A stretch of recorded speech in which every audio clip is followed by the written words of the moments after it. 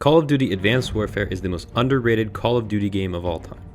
I say this because when I look back at the game, I feel like its aesthetics, art direction, and story are more admirable than people remember.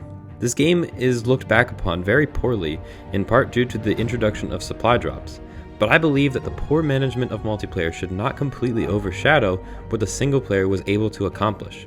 With how bad the new Modern Warfare 3 campaign was, I think it would benefit us all to look back at this game and maybe learn a thing or two. Welcome to the George Likes Stuff channel, where I make quick videos about stuff I like. This game's almost 10 years old, so let me give you a quick summary of the game. The game's single player starts off with you, Mitchell, losing your arm and then given a second opportunity by Kevin Spacey, who plays Jonathan Irons. He's the owner of a private military company that helps you because you were close with his son, who also died. It's okay. I'll see you on the other side. Jonathan gives you a new arm and then shows you some advanced warfare. What you're seeing is advanced warfare. Big surprise, the guy who is helping you is also kind of the bad guy. And I believe the world's problems begin with you. You then team up with the military, fight back, and save the day like the hero that you are.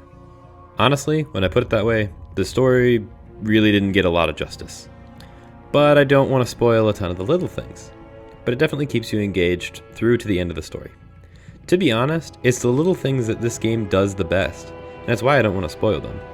The reasons why you go from place to place and how you go through it and what you're doing is worth playing. Or replaying if you were 14 when this game came out, and I'm assuming that you've grown up and matured a little bit since then. I think that the best Call of Duty single players don't really need to have the best overall narrative, but rather the narrative just needs to give you a drive to move you from location to location, or level to level, and you play out the events. As long as each mission feels like it should be in the game and offers some variety, it's all good in my book. And this game definitely has the gameplay diversity to make each level not feel like just another shooting gallery. Although shooting galleries can be fun, especially when they're on a bridge, this game offers some levels and sections that have actually really fun gimmicks. One of the most memorable ones is one where you only have one arm and you can't reload, and you have to swap weapons with the enemies on the ground. And it's such a small gimmick that genuinely makes this section tons of fun and never overstays its welcome. There's another section near the end of the game that gives you a grappling hook and just an open area, and you are free to zip around as you complete the different objectives. And it is so much fun. And just as a third quick example, the stealth was actually shockingly fun to play, especially for a Call of Duty game. Going back to the art direction and graphics, I think this game looks incredible. This game arguably had the best graphics up until Call of Duty Modern Warfare 2019, especially compared to Black Ops 4. My first playthrough of this game was on the Xbox 360, and that definitely was not the best look for this game. But I later purchased the game for PC, and it looks amazing. My favorite detail is that the game doesn't have any normal HUD elements. Like pretty much every COD ever, your health is the blood around your screen, and not a traditional health bar. But in this game, all of your ammo is on the gun itself as a little hologram, and this really makes you feel immersed in this setting that they've created. It makes sense when you realize that the game director, Glenn Schofield, for Advanced Warfare is also the game director for Dead Space, which also used the same technique of having all your information in the actual game world itself. I think that the multiplayer in this game did leave a lot to be desired, and I think many people would agree. This game introduced Call of Duty to advanced movement, and this game did have a bit of a clunky yet additive approach to the movement. I say this because it didn't really do as much as people believe that it did. But the real advanced movement was in boost jumping and dashing, and sliding went a bit farther.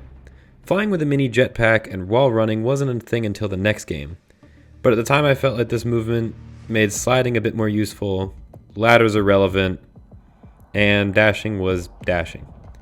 However, the post-launch support added so much that was only accessible by gambling and hoping that you'd get something that you'd like out of supply drops. I never got to use the blunderbuss or fun stuff like that because I hated supply drops so much, refused to buy them, and my friends and I just went and played zombies and survival back in the day anyway.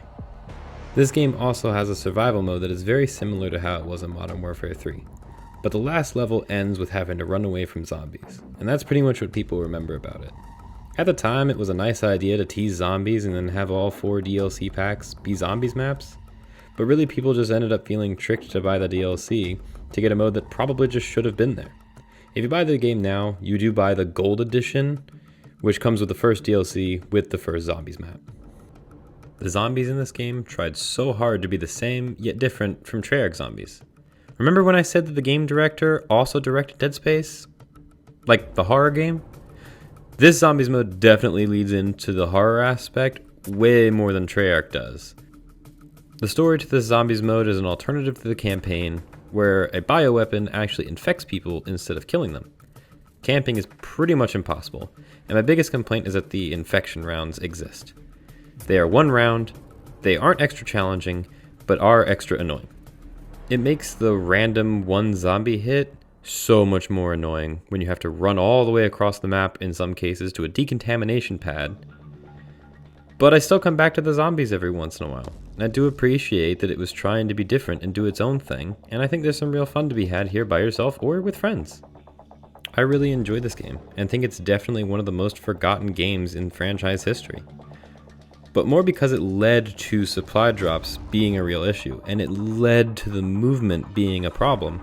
But at the time of release, I remember people were so happy that coming off of Call of Duty Ghosts, this game felt truly different. And this game tried new things with a fresh sub-franchise with a studio that got a shot at making their own game.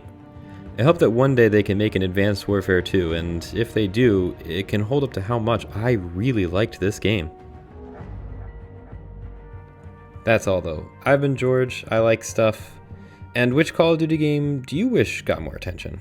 Comment, leave a like, subscribe, all that stuff, so I can talk about other things that I like.